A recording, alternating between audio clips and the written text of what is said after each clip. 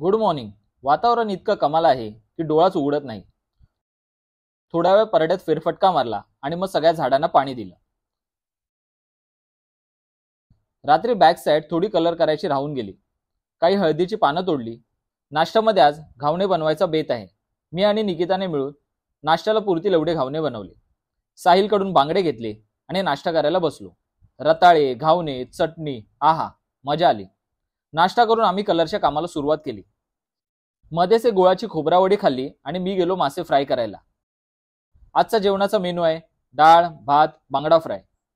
जेवण करून पुन्हा कलरिंग चालू. साधारण 6 वाजता आम्ही वडापाव ब्रेक घेतला आणि परत कलर करायला लागलो. काहीही करून आज फ्रंट बाजूचा कलर कंप्लीट करायचा आहे. डिटेलिंग करायला बराच वेळ लागतो. ऑस्टिन बघिरा पण कधी कलर कंप्लीट होतोय याची वाट बघत होते. दादा आम्हाला मध्ये मध्ये एंटरटेन करत होता. निकिताने रांगोळीसाठी परमनंट गेरू कलरचा बॉक्स बनवला आहे. आता भेटूया नेक्स्ट व्हिडिओमध्ये. तोपर्यंत टाटा बाय बाय.